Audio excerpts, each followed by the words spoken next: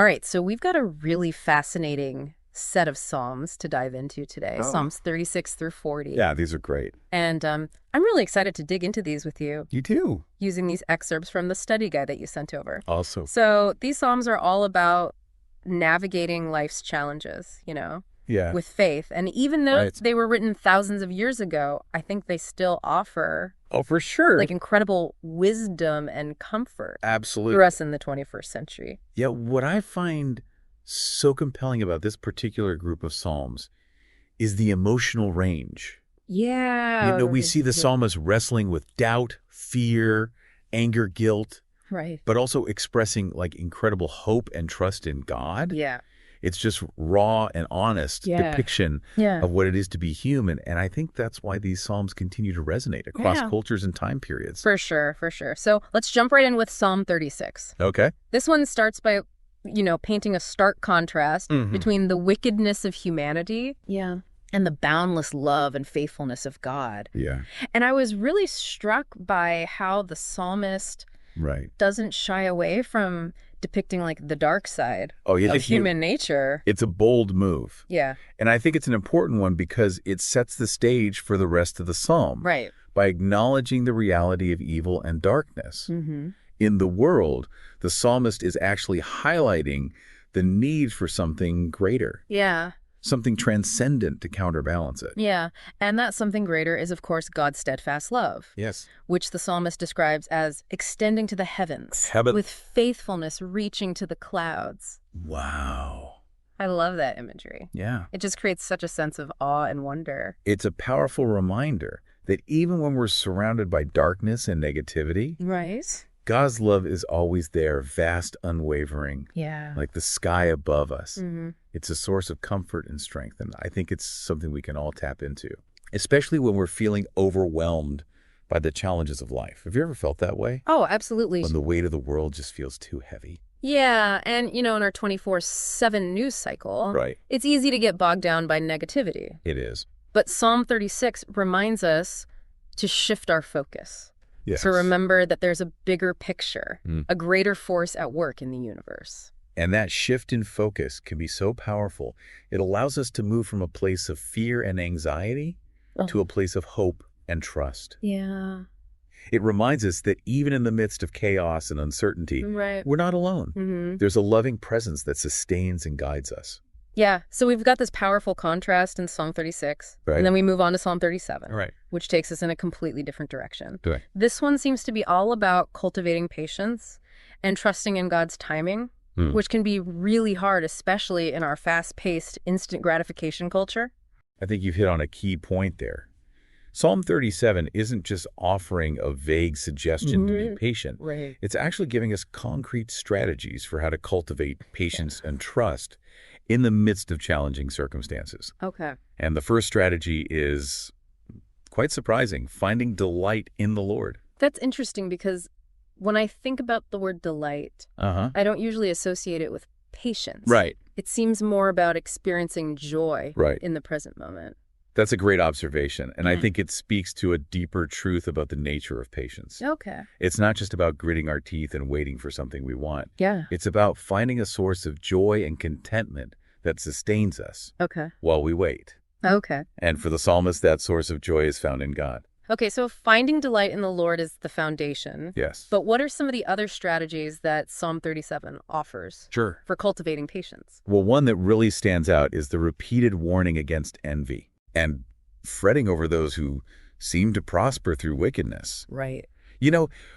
In a world obsessed with comparison and competition, this advice feels especially relevant. It definitely does. Don't you think? We're bombarded with images of people who seem to have it all: wealth, success, fame. Yes. And it's easy to start comparing ourselves Yeah, and feeling inadequate. exactly. And the psalmist is reminding us that we shouldn't get caught up in that trap. Yeah. We need to focus on our own path, Right. trusting that God has a plan for us, even if it doesn't look like what we expect Right. or what we see happening around us. So it's about surrendering control, letting go of the need to micromanage our lives, and having faith that God is working things out behind the scenes. That's beautifully put.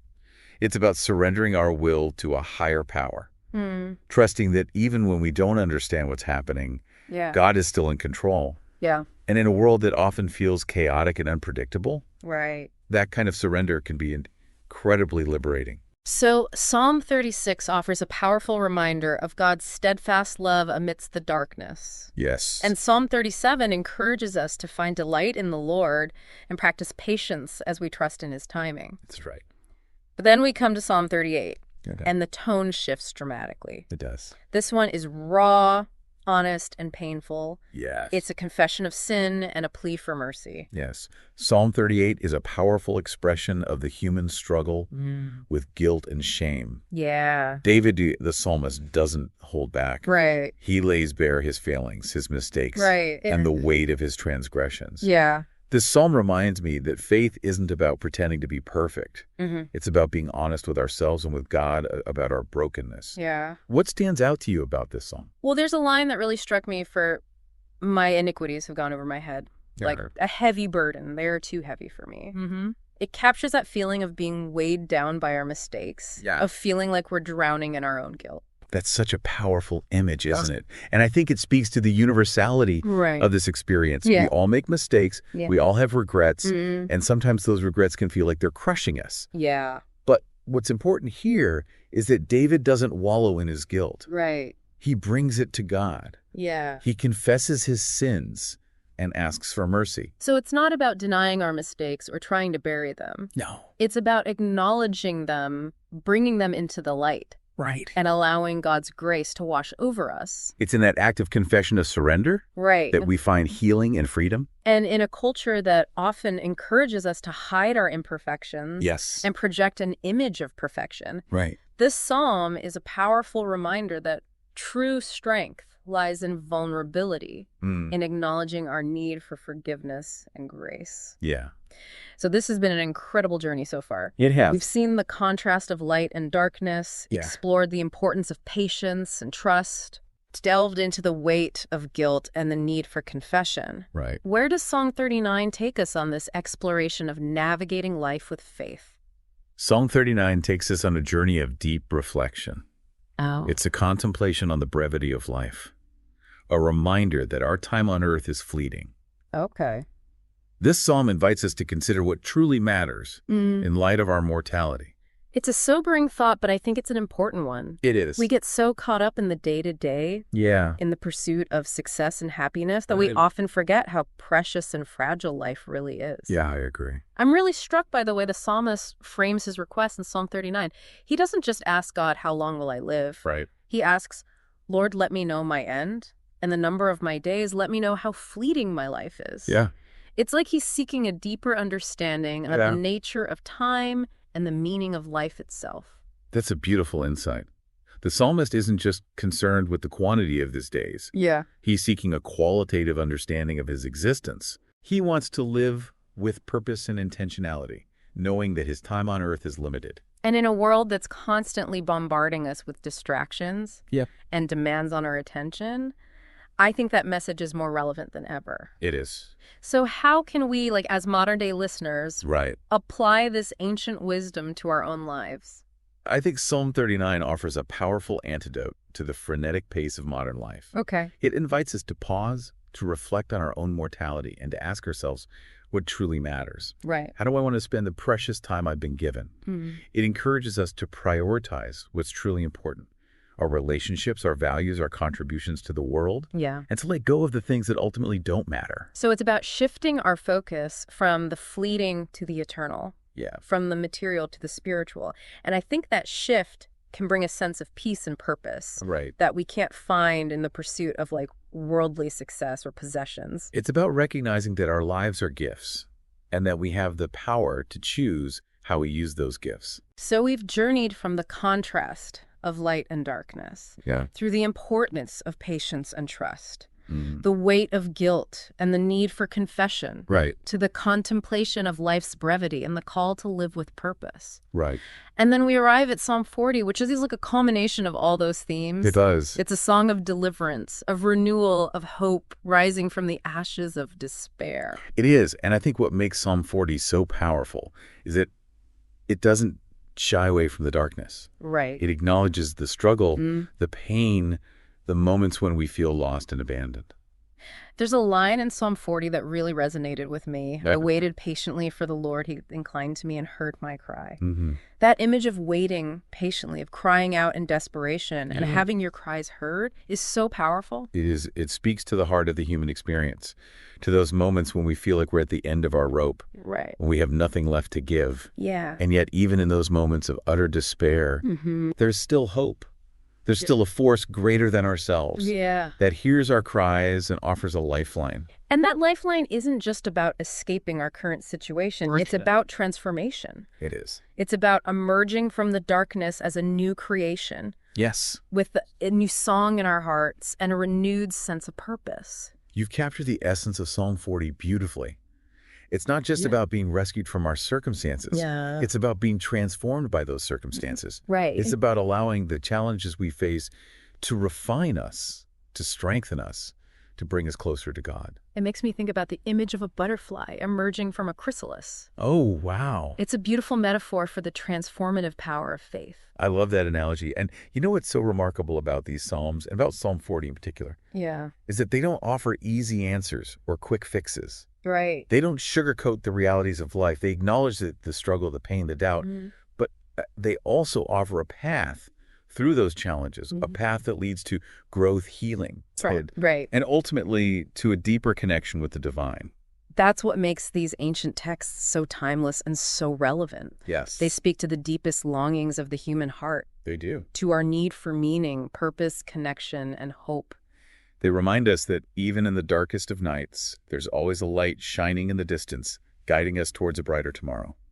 So we've explored these 5 Psalms, and I feel like we've barely scratched the surface of their depth and wisdom. We have. And you know what's fascinating is that each time we return to these Psalms, we'll likely discover new layers of meaning, new insights that resonate with our current experiences and challenges. It's like they're living, breathing texts that continue to speak to us across the centuries. It is. But before we wrap up, I'm curious, is there anything in particular that stood out to you? Sure. About this group of Psalms? Any key takeaways that you think our listeners should hold on to? You know what strikes me is their emphasis on the transformative power of faith.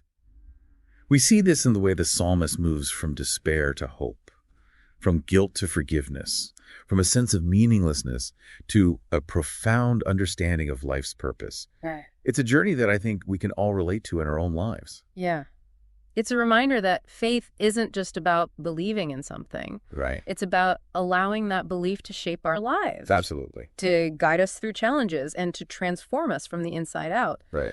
These Psalms offer like a roadmap for that transformation. Yes. A path that leads us from darkness to light, from brokenness to wholeness. That's so well said.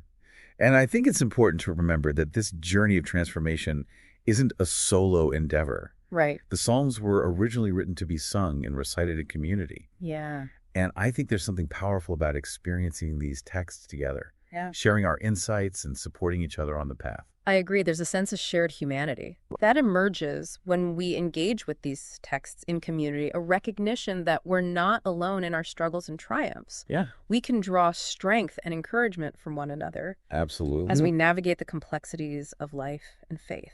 Absolutely. And I think that sense of connection is something that's often missing in our modern world. Yeah. We're so individualistic, so focused on our own needs and desires, that we forget the power of shared experience, the strength that comes from belonging to a community. So as we wrap up this deep dive, I'd love to hear your thoughts on how our listener can continue to engage with these Psalms and allow them to shape their lives. Well, first and foremost, I encourage you to keep reading and reflecting on these Psalms. Don't just read them once and put them aside. Right. Let them soak into your heart and mind. Pay attention to the verses that resonate with you. The images that spark your imagination. The questions that arise within you. So it's about making these ancient texts your own. It's finding the personal meaning within them. Exactly. And then I would encourage you to find a trusted friend, a mentor, or a spiritual community. Where you can share your reflections and insights. Right. Talking about these texts with others can deepen our understanding and open up new perspectives. It's like that old saying, iron sharpens iron. Yes. When we share our thoughts and experiences with others, it helps us to refine our own beliefs and see things from new angles. It does. And finally, don't just keep these insights to yourself. Look for ways to apply them to your own life. Ask yourself, what challenges am I facing right now?